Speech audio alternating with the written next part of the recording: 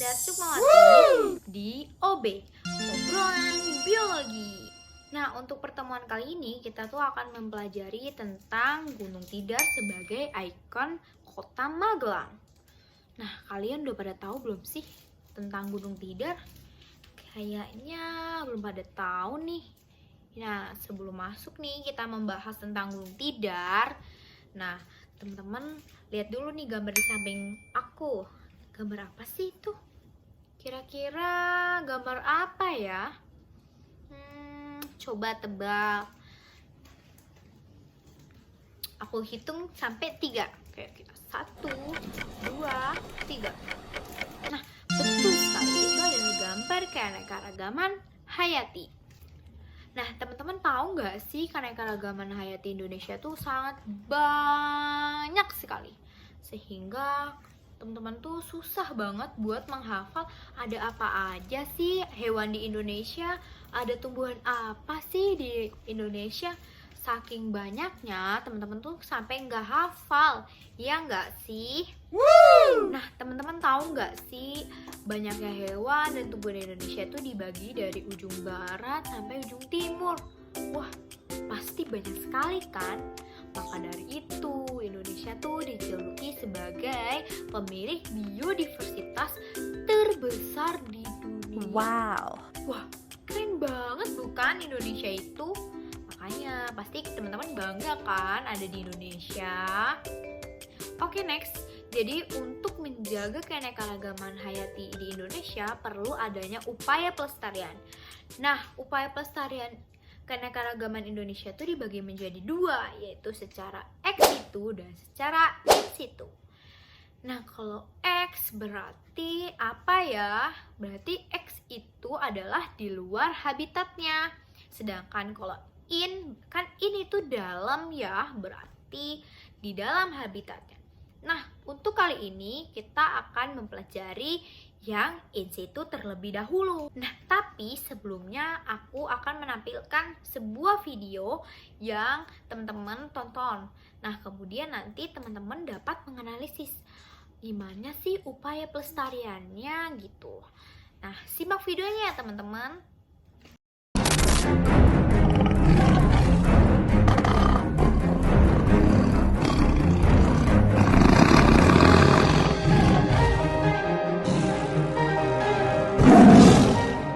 Tak terhitung sudah berapa banyak tragedi penerkaman manusia oleh harimau Sumatera yang terekam oleh harian Kompas.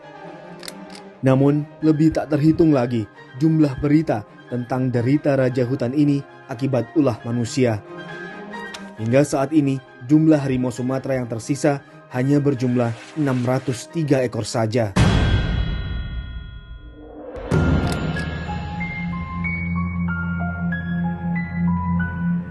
Konflik dengan harimau telah terjadi sejak manusia membabat hutan dan menjadikannya sebagai perkebunan atau permukiman.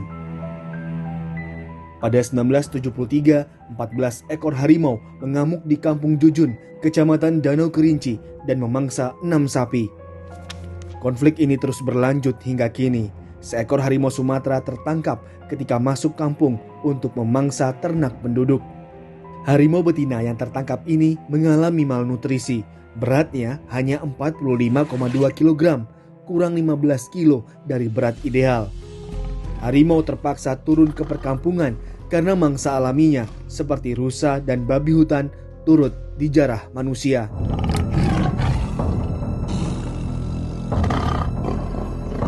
Konflik perebutan lahan antara kedua spesies ini membuat manusia pun turut menjadi mangsa sang raja hutan.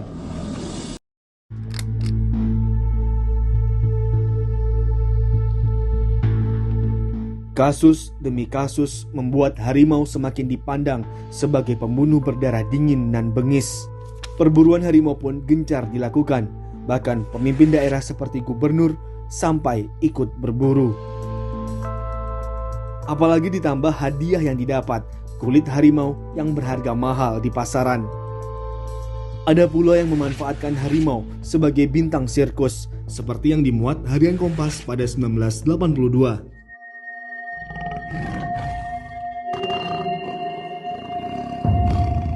Populasi harimau Sumatera terus berada pada kondisi kritis. Bahkan tak mungkin harimau Sumatera akan mengikuti jejak kedua saudaranya, harimau Bali dan harimau Jawa yang telah punah. Apalagi mengingat hutan Sumatera yang menghilang dari hari ke hari dengan cepat. Nah, setelah teman-teman melihat video tadi, berarti teman-teman tahu kan upaya apa yang harus dilakukan kita. Nah, dengan cara apa? Dengan cara melestarikan habitatnya secara in situ. Oh ya, kalau begitu apa sih hubungannya dengan Gunung Tidar?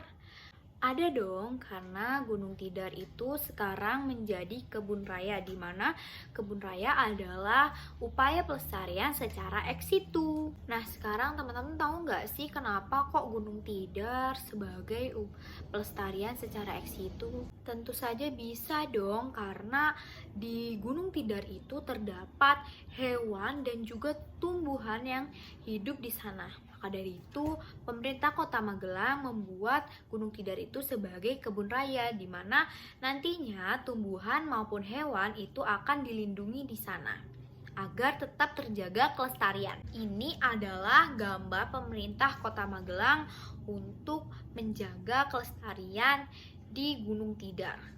Kalau teman-teman mau tahu berapa banyak tumbuhan dan hewan yang ada di Gunung Tidar, teman-teman bisa langsung ke Gunung Tidar ya teman-teman. Nanti kalau udah ke Gunung Tidar bisa tulis nih catatan di kolom komentar biar aku tahu kalau teman-teman tuh udah ke sana dan udah menyaksikan secara jelas dengan sendiri, mata sendiri bagaimana keanekaragaman yang ada di Gunung Tidar itu. Oke, kalau kayak begini berarti teman-teman sudah tahu ya, kalau misalkan teman-teman itu berkunjung ke Gunung Tidar, berarti teman-teman tuh harus menjaga lingkungan di sana, karena di sana tuh adalah tempat tinggal dari hewan maupun tumbuhan yang memang dilestarikan di Gunung Tidar. Jangan membuang sampah sembarangan, jangan memantik daun yang ada di sana, seperti itu ya teman-teman.